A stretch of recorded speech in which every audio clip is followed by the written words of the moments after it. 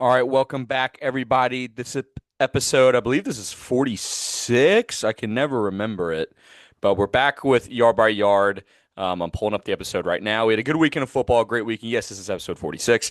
Great weekend of football, good college football games. Got big upsets in college football, a little bit of a shakeup for sure, definitely in the top four.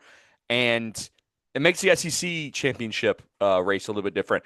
A&M is the first game we talk about. They escape a close one, and you have a bunch of good NFL games. Broncos have a statement win.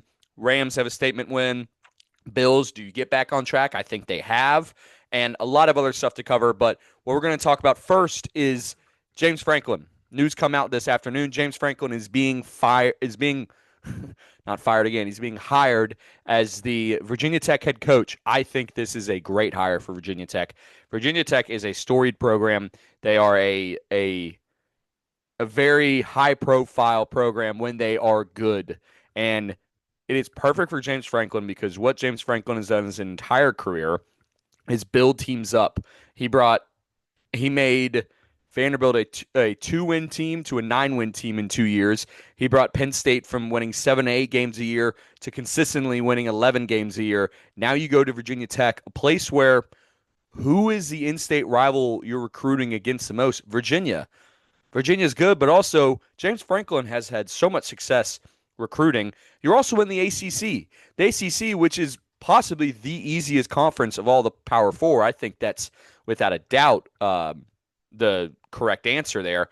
Now you go into the ACC, you're going to recruit your ass off. Your biggest competition each year in the ACC is going to be Clemson or Florida State, and then Miami too. Florida State, you can't even throw in there anymore. They suck. So Clemson and Miami will be there. Maybe you have a little bit of SMU, maybe you have a little bit of Louisville, but James Franklin is in a great situation here. And the whole matter of the fact for this is, and what is keeping a lot of other teams behind on hiring high profile coaches is after they fired their head coach, Virginia Tech came out and said they are going to boost up that NIL fund and get money into that program so they can get players. James Franklin saw that and said, perfect, that's what I want. And that's why he's going to Virginia Tech. That's why he's not going to an Arkansas, a UCLA, a Florida. Like he wants it is the easiest route to get to the playoffs and be consistently successful. Now, will he be able to win the big games? Time will tell. Maybe he changes the way he does things and he's able to. But I think it's a great hire, Virginia Tech. I think it's a great spot for James Franklin. I'm very excited to see how that turns out for him. All right, let's get into the games. First game, as I alluded to it early on, Texas A&M 31, South Carolina 30. South Carolina was up in this game 30 to was it 30 to 3 at halftime? I think it was. I mean, Texas A&M played one of the worst halves of football I have ever seen a team play in my entire life. Not only did Texas A&M play horrible, Marcel Reed played horrible. Marcel Reed finished the day 22 of 39, 439 yards, 3 touchdowns, and 2 interceptions. Those 2 interceptions came in the first half, and they were bad interceptions. And there were also, he had a fumble loss where he just threw the ball backwards, led to a South Carolina touchdown, where you're kind of like, are they going to do this? I don't know. And then you have Nick Harper, who catches a ball and just erases the defense in the secondary for Texas A&M and runs for about 70 yards to score a touchdown. And you're like, holy shit, going into halftime, South Carolina is really going to do this. No. Shane Beamer played one of the most conservative games I've ever seen in my life in the second half. You were up 30 to 3 and you gave away this game. You stopped playing aggressive. Lenora Sellers finished the game only completing 15 passes for 246 yards through 2 touchdowns, and he had an interception. That interception was in the first half. Nick Harper had only 3 receptions, 102 yards, and a touchdown. Why didn't you get him the ball every single play?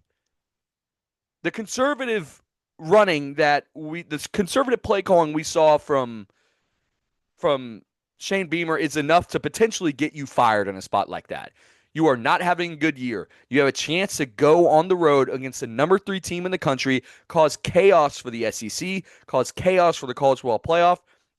And what did you do? You blew it. You blew a giant lead because of how conservative you got. not going for it on fourth down, punting. Like, what are you doing, man? Go. The play calling is horrible. You get a chance to go win the game with 2 minutes left. And this one's on Lenore Sellers, fourth down, and he just runs out of bounds. It was a Nico play from a couple of years ago at Tennessee. Well, that was Joe Milton, I think. But still, ridiculous. I thought that was just ridiculous on South Carolina's part, and it sums up the South Carolina experience, the Shane Beamer experience at South Carolina. All we do is hype them up, and nothing ever comes of it. Nothing ever comes of it. Last year, they got hyped up. They made a good run last year. They did. And this year, they were the biggest team to get hyped up. And then you forgot, oh, wait, South Carolina really isn't that good. What else have they done? What else have they done?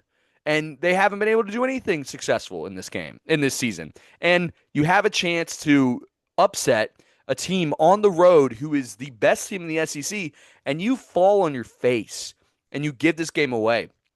The receivers for, the receivers for Texas A&M played really good. Ashton Bethel Roman had 16 receptions, 300. Wait, no, that's on the year. Sorry. He had 4 receptions, 139 yards, and a touchdown. He played out of his mind. I mean, it's just the conservativeness from Shane Beamer. Go win the game. Go make plays to win the game. Like, that's bullshit that you're just going to sit here and, hope that you can run out the clock against a team that can score in a hurry, and they showed that they could. Now, Texas A&M, what does this make me think of Texas A&M going forward? I've lost a little bit of hope of a dominant team for sure. They showed resiliency that they can come back, but are they always going to, they're going to have one college football game at home probably. Actually, no. They would have if they would have lost this game. I think they're still going to hold this number 3 seed, depending on how things go the rest of the year. You still have Texas, and you still have the most likely the Big Ten, the SEC championship game. Who knows if you fall out of the top 4? But yeah, I still believe in Texas. I still think they're good. Do I think they're number 3? No. I think you drop them a spot back to 4, and I think Georgia's the number 3 team in the country. Georgia's looking damn good. We'll get into Georgia in a little bit, but yeah. You blew this, South Carolina, and Texas A&M, good resilient win for you. All right, next, Bama 21, OU 23. It is Christmas over here at the Miller household. I love it. I love it. I hate Alabama, and I like Oklahoma. I've never not liked Oklahoma. They have a good tradition, a good culture. There's not much to not like about them. I'm gonna get it if you're a Texas fan, you don't like them, but. Look, the story of this game was the Oklahoma defense. The Oklahoma defense played really good this game. The best part that I would say is you held Ty Simpson to only 1 touchdown. Ty Simpson, who has been a huge performer in the passing game in all of college football this year, he threw for 300 yards, but 1 touchdown only. And you force him to throw an interception, a bad interception, a pick 6. And the moral of this, too, was they had pressure on him all day. They were causing him to make mistakes. He did not look comfortable at all. Like, they had him in hell. They really did have him in hell. He was 28 of 42, 326 yards, 1 touchdown, 1 interception. He had 4 sacks for 28 yards. The other thing, too, is Alabama just has not been able to run the ball as efficiently as we've seen Alabama teams do in the past. Now, Daniel Hill had 15 rushes on 60 yards with 2 touchdowns, but he's only averaging about 4 yards per carry. After that, Jam Miller is supposed to be the guy. Jam Miller hasn't been great. The offensive, in the receiving, Ryan Williams has not been great. He's not been the guy. The main guy has been Jeremy Bernard, who had 7 catches for 71 yards here. But look, it's just the story of the game is that you could tell watching this game that Oklahoma made, why did I just... Ty Simpson and their offense is really uncomfortable. And it starts with, I think, how you get success against Alabama is you hit the quarterback. You rush the quarterback. And look, Ty Simpson cannot run like a Jalen Milroe. You don't have to worry about that. You can sit back and pin your ears back and go get him, and he's going to make mistakes. I think that's what we learned from Alabama about this game. Now, Alabama is now 8-2. The trip to the SEC championship and the playoffs, honestly, um, potentially lies in Jordan Hare. You go to Jordan Hare Stadium um, for the last game of the season, and you have to win this game. You have to win this game on the road. And look, Auburn's not going to make it easy on you. I'll say that. I saw a stat about John Mateer about Oklahoma. I'm going to try to pull it up right here. Give me 1 second, guys. Um, where is it? Where is it? Okay, Reese. Who tweeted this? Who tweeted this? I can't find it. I can't find who tweeted it. This is really bad podcasting right here. Oh, got it. Got it. This this stat's actually crazy. Oklahoma's defense played so well. Their offense beat Alabama with only 212 total yards of offense. 212 total yards of total offense. It's the fewest in a win since 2001 that they did versus Texas. What a stat there. John Mateer was 15 of 23, 138 yards, but running the ball, he was very effective. And it's what he's been able to do all year long, right? I mean, in this game running, he had, it's not showing me running stats. Okay, passing 15 of 23. This is really, not doing great. The CBS Sports app not doing great with these apps. Oh, yeah. Okay, running the ball. He ran the ball 10 times for 23 yards, and he had that touchdown to open up the game. And the touchdown where he just bullied everybody. So I look, we saw the good John Mateer. I think we have to come to understand about John Mateer now post injury is we're not going to see John Mateer ripping the ball down the field, throwing for 300, 250 yards a game.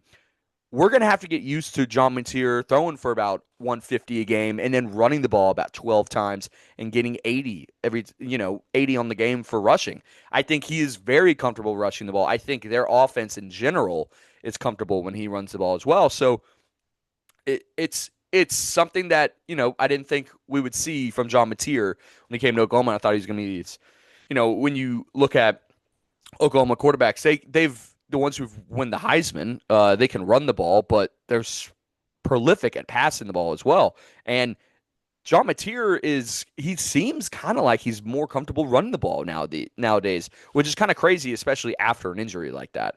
But great win for Oklahoma. I mean, this flips the college football playoff situation on its head. Bama will be out of the top four now. Now Oklahoma's going to jump Texas, and they are going to be at that number 10, maybe number 9 or 8 spot now. I mean, really good win for Oklahoma. It just puts them in the driver's seat, and now if you're Oklahoma, you have to just win out. You beat Missouri next week. You beat Missouri this week, and you beat LSU last game of the season, and then you're in the playoffs. You have played possibly the toughest schedule in all of college football, maybe behind Florida, and you got 8 wins and 2 losses off of it. So you played good. You played good, and this team deserves a spot at the playoffs. You just got to win out. You just got to win out. Next game. Next game is Iowa 21, USC 26. I'm going to be honest. I was at a wedding, so I didn't really watch this game. Shout out Tom and Adeline. But this was this is what I expected from this game. Not scoring, not getting super high in the scoring like USC usually does. Gronowski, tried to do as much as he could here. With Iowa, he was 12 for 19, 132 yards, a touchdown, interception. Moulton ran the ball 15 times for 90 yards, but Jin Mavia, he did enough to win this game, and what he also did enough too was you're keeping USC in the playoffs here. USC is now 8-2. You go into a game day game now in Eugene, Oregon, and if you can beat this Oregon team, now you have a situation there. Are you going to put in USC or are you going to put in Oregon? USC has some good wins. Their losses aren't the best, but it's not shocking, right? It wouldn't be shocking to a lot of people, I think, especially I think a lot of people are down on Oregon. I'm not. I think Oregon's really good. I think this is going to be a really good game this weekend. But Jaden Mavia, 23 of 32, 254 yards, only 1 touchdown. Mekhi Lemon was really good, 10 receptions, a touchdown, and 153 yards. This was a game that I thought USC would lose. I didn't think they'd be able to go and play Iowa and they would be able to, essentially beat them at their own game and not scoring a lot and not throwing a bunch of passing touchdowns, but they ran the ball. Miller ran the ball 19 times for 83 yards, and you relied on your one receiver in Mekhi Lemon, and your defense played well. Your defense made stops against an Iowa off. Look, Iowa's not known for their good offense, but I was known for the really good defense, and the offense of USC didn't hold back in this game. They were able to play really well. Like I said, it was low scoring, something we don't see out of USC, but USC still looked good, and they have earned the right to be in the playoff conversation now. And look, if you're USC now, your schedule, you have Oregon this week, and then you finish the season out with UCLA. If you win those two games, who says you're not in the play? I mean, you are in the playoffs. Your two losses are against a ranked Notre Dame and a ranked Illinois team. Both of those games you lost within 10 points. So, the argument is there. The argument is there that you can get in, especially if you win this game. If you win this game, I think you're in regardless. Obviously, you have to beat Oregon, but you're in this game. I mean, you beat number 15 Michigan. You beat Nebraska at Nebraska. I mean, you've beaten some good teams, and it's not the most impressive record, but when you need to have an impressive game and get it on your schedule, USC has done that. So watch out for USC guys. I think they could possibly win this game this weekend. Mavia's been playing out of his mind. You just got to get through that Oregon defense. All right, next game is this is the last game. Texas 10. Georgia 35. Yeah, Texas has done that little pipe dream I had where I was saying, watch out for Texas, watch out for Texas. It's done. Yeah, not good. Georgia, I'm going to go into Texas in a second, but I want to go into actually we'll go to Texas first, and I'll end with Georgia. Arch Manning was 27 of 43, 251 yards, a touchdown, and interception. Wingo had 9 receptions, 1 touchdown, 62 yards. Wisner ran the ball 9 times with only 37 yards. It was a Georgia defense. The Georgia defense made Arch uncomfortable. The Georgia defense did what we have been looking for the Georgia defense to do the past couple of years when they hadn't lived up to the expectation that they had in 2021 and 2022. Gunnar Stockton is a baller. Gunnar Stockton was 24 of 29, 229 yards, 1 rushing touchdown, 4 passing touchdowns, and 1 interception. He's gotten better and better each and every single week. Why are we not putting his name in the Heisman contention now? I think we really should. I think he is. I mean, he's playing great. He's thrown for 2,200 yards in the season, 19 touchdowns, and only 3 interceptions. He's played really well, and he has earned the right, I think, to be in New York. Now, will he be in New York? I doubt it because it's his name hasn't been at the hype at the top of the season. I don't think they're going to do it. Excuse me. Something that really was successful for Georgia here was Nate Frazier and running the ball. Ran the ball 16 times for 72 yards. That allowed Gunnar Stockton to play so well. Gunnar Stockton also ran the ball 6 times for 29 yards, and that touchdown. I mean, they spread the ball around running the ball. Bowens had eight rushes for 19 yards. Dylan Bell even had 2 rushes for 12. They ran the ball really well. And, leading the way in the receiving game, Zachariah Branch with 6 receptions with 41 yards. London Humphreys has been great too. He had 22 receptions, 55 yards, 1 touchdown. I mean, they've got guys all over the field. Oscar Delp at tight end has been great too. Three receptions for 36 yards. Georgia is looking more and more like a dangerous, dangerous team. Georgia is getting back to prime Georgia level. And it's mainly because of how well their defense is playing and how well their offensive line is playing. We knew that was a main thing. Of course, we looked at Stetson Bennett and how good he was, and the talent they had around the field and that defense. But the defensive line and the offensive line were the main points for Georgia here. Going on that championship run when you went back to back.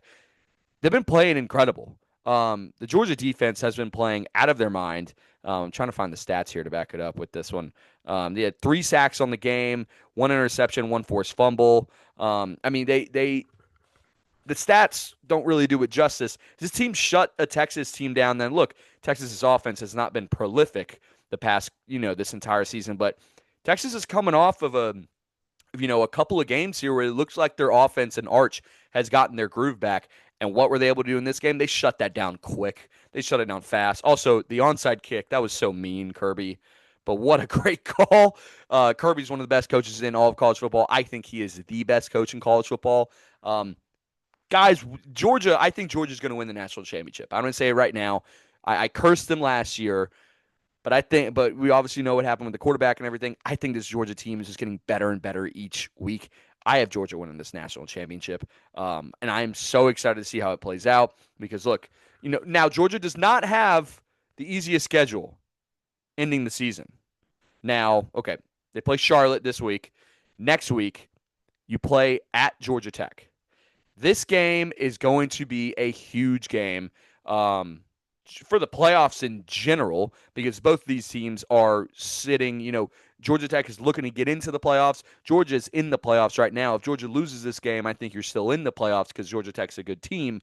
But this is a desperate Georgia Tech team that they're wanting to make it in. They're wanting to win. So you're going to go against a tough team. That game in 2 weeks is going to be really fun, or next week is going to be really fun. I can't wait. No CBS. I'm not a Georgia fan. Let's not add it as a favorite. But yeah, huge win for Georgia. I think Georgia is back. I think they're going to be up at the top this year. Texas, the season's a wash. Your only hope now, upset Texas A&M. Ruin their undefeated season because every single Texas A&M fan is wanting to be undefeated. If you can go in and you can upset them in your home stadium and you can ruin their undefeated season, they'll still make the playoffs. They still might win the national championship. But if you go and you upset them at home, oh my God, that would ruin every person who's listening to this right now who knows an A&M fan knows how frustrated they would be with that and how much it would drive them insane. So please do it, Texas. Please do it for all of America. It would be hilarious. All right, that is the end of the college. We'll wrap up with NFL. Got 4 games. Bills 44, Bucks 32. Statement of this game for me is I think the Bills got their groove back. Definitely on offense. Defense, you still got to work. Defense, you still have things you got to work out with. But Josh Allen was insane.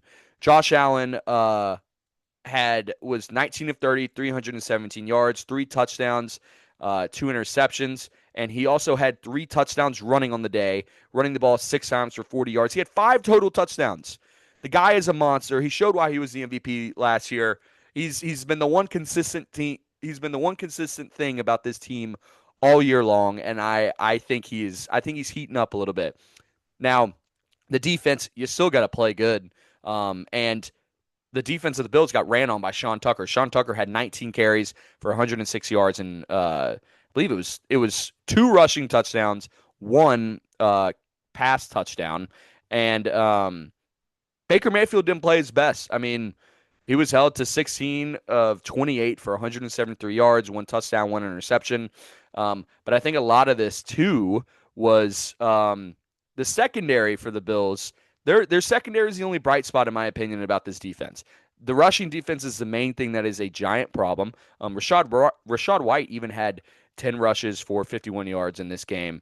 I mean, that's the thing. If you're the Bills, you are happy. If you're a Bills fan, you are very happy about what you saw out of your offense. Looking a lot better after last week. Looking bad. The secondary looked really good. You were able to you picked off Baker Mayfield once. It's the run game that worries you. The run game against on the defense is what worries you if you are a Buccaneers fan, because at any point you feel like it could just break, which you don't want to see happen.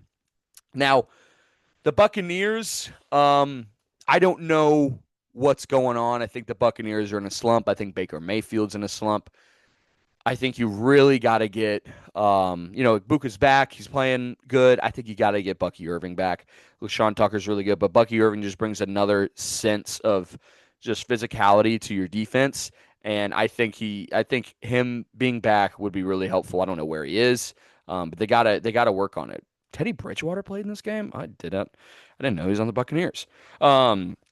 Yeah, but Buccaneers, now you're going into a Sunday night football game this week against the Lions that we'll talk about on Thursday. And now the Buffalo Bills, you're sitting at 7-3 now. You're feeling better after last week. You got to keep winning though. You're still not the first year division. You have the Pats that are first. Now you go to a tough Thursday night football game against a defense that is really, really good in the Houston Texans. Then you go at the Steelers. You're home against the Bengals, at the Patriots, at the Browns, at the Eagles, home against the Jets to end the season. So The Bills, you don't have the easiest schedule remaining here. You have a very tough schedule. And mainly you're playing teams that can, that can play good defense. And thankfully, you have Josh Allen because if Josh Allen puts up stats like he did Sunday, then you'll be fine. You'll be fine. So good win for the Bills. Hoping you get back on track there. Buccaneers, you got to figure something out, and I don't really know what it is. I think there's a lot of stuff that needs to be worked out between the Buccaneers and the Bill. I mean, between the Buccaneers offense and defense right now. All right, next game: Chicago 19, Minnesota 17. 9. JJ McCarthy 9 is what they call him. That's his nickname, apparently his alter ego. I think this guy sucks. A lot of us knew it in a lot of us knew it in college, seeing him not throw the ball as much. But I had some faith in him.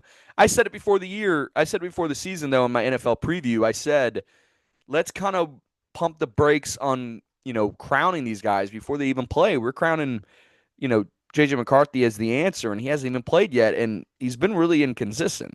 He was 16 of 32, 150 yards, 1 touchdown, 2 interceptions. The only time he looked good in this game was on the game tying drive, right? And on the other hand, Caleb Williams, he didn't have any touchdowns this game, but dude looked great.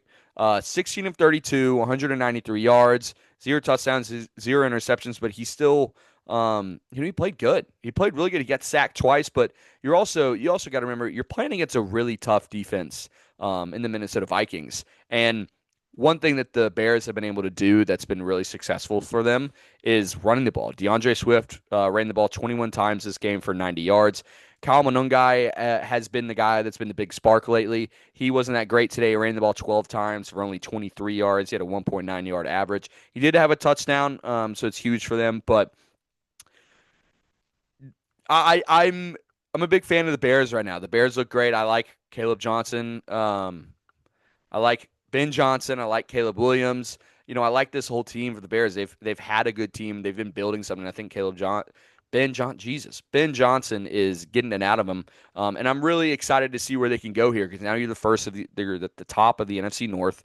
You still have some tough games to play here in the NFC North as well. You got to play the Steelers, you got to play the Eagles, the Packers, the Browns, the Packers, 49ers, and you end the season with the Lions. So, a tough schedule for sure, but it's if you're a Bears fan, you can celebrate this and you can be happy, because you're winning games like this that you weren't able to win, last year. You blew these type of games. You got blown out these type of games. So, huge for Bears fans. Good for Bears fans. Vikings, I think you're upset. I think you're looking at yourself now by being like, did we possibly let two good quarterbacks walk out the door in Sam Darnold and Daniel Jones? We'll talk about Sam Darnold next in the game that he had 4 interceptions. Horrible. But, I mean, J.J. McCarthy doesn't look good at all. J.J. McCarthy doesn't look good. The running game is the only thing that's kind of looking good for you. Justin Jefferson looks miserable. I think Justin Jefferson might hate J.J. McCarthy. I'm going to go ahead and say that right now. He does not look too happy with him.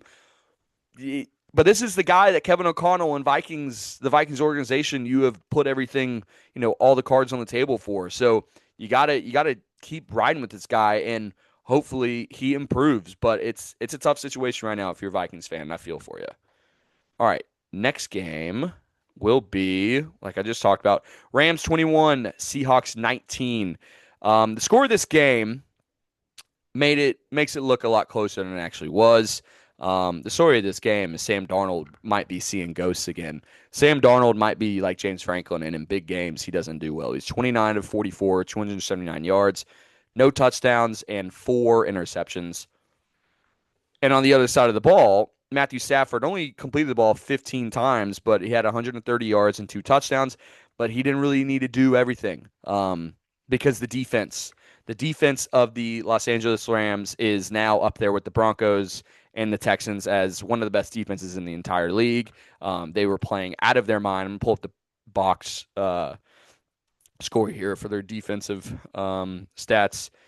He had 4 interceptions, 1 forced fumble, no sacks on the day, actually. Wow, that's actually pretty crazy. But everyone was balling out there. Jared Verse is really good. Byron Young is really good.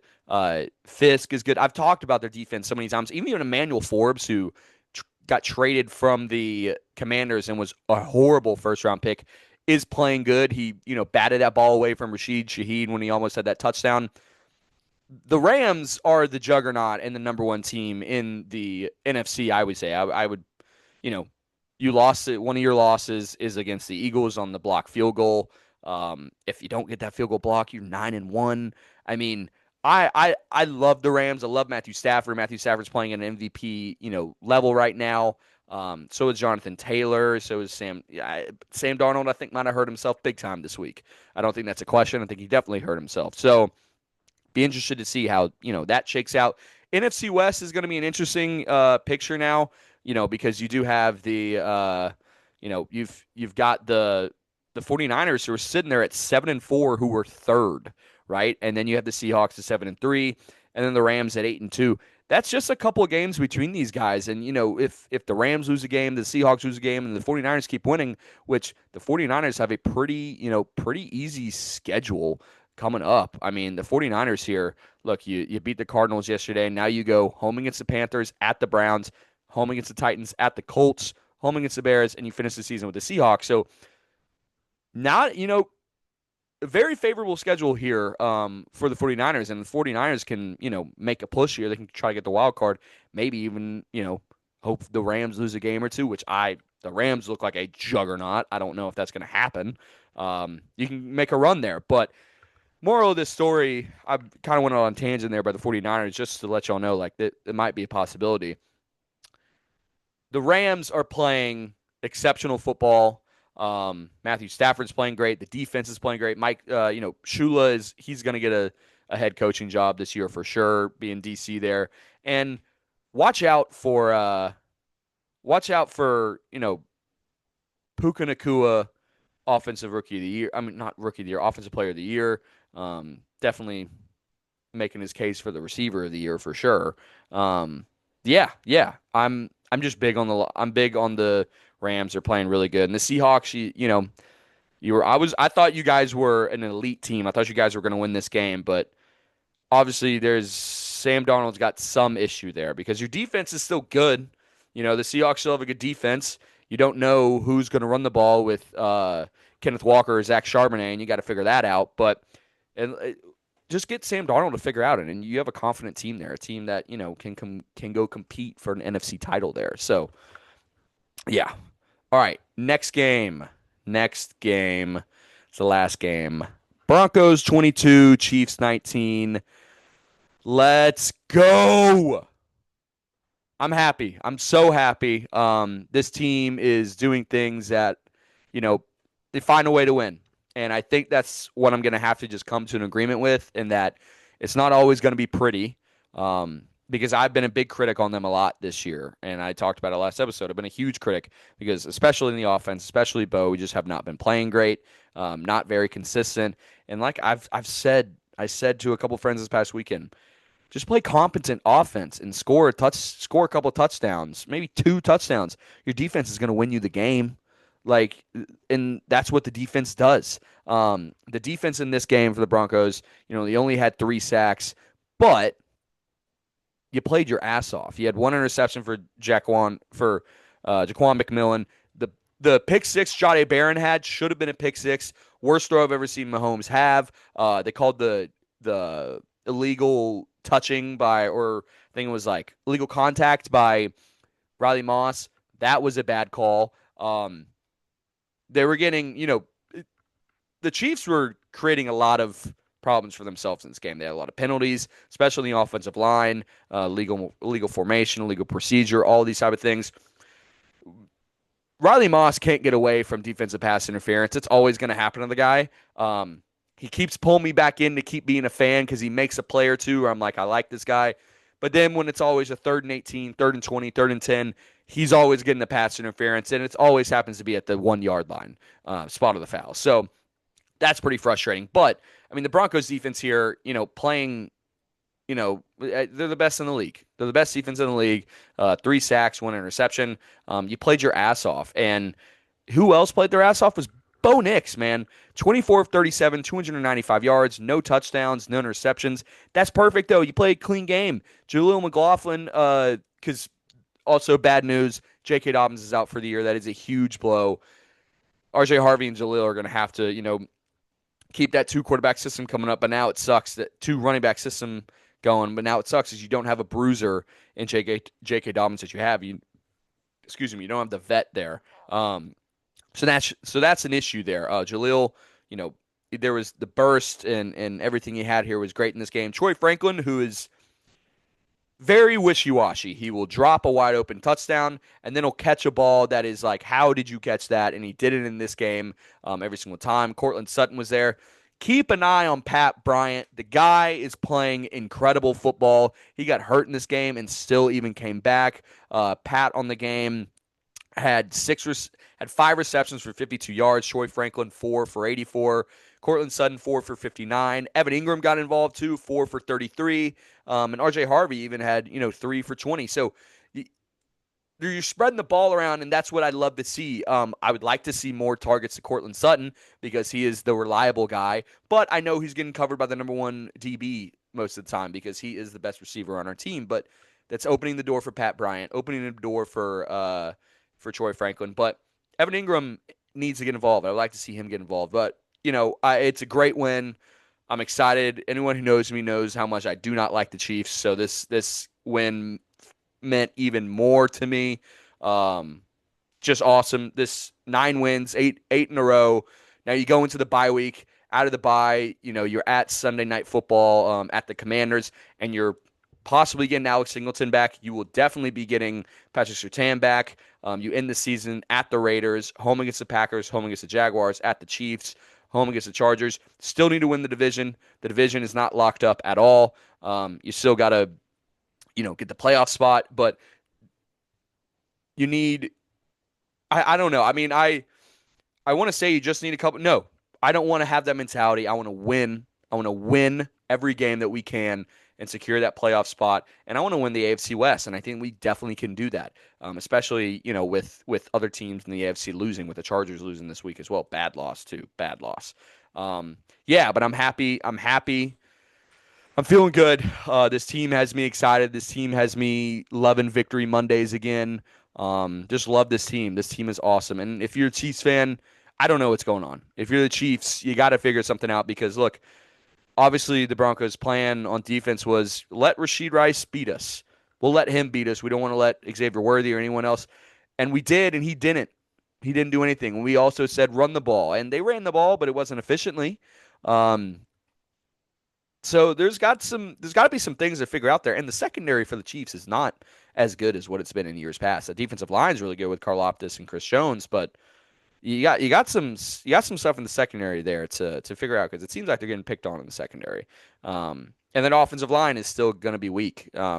They were penalties all over the field, not playing great. Obviously you're playing the best edge rushers in all of football, so it's going to be pretty tough to handle that duo there. But the Chiefs, you got to figure some stuff out. We could be looking at the Chiefs not being in the playoffs this year, which I'm not going to go ahead and say because I think they're still going to find a way in there because it's the Chiefs. But it is a reality that might happen. So just be prepared for that. But awesome episode, guys. That is it. I appreciate everybody listening. Had a fun one. I will be back Thursday for the picks and preview episode. We got some good games. I'm going to one of these games. Actually, no, the game I'm going to isn't going to be that great. Well, let's hope it's going to be great. Once again, thank you everybody for listening. Appreciate y'all tuning in and enjoy the football.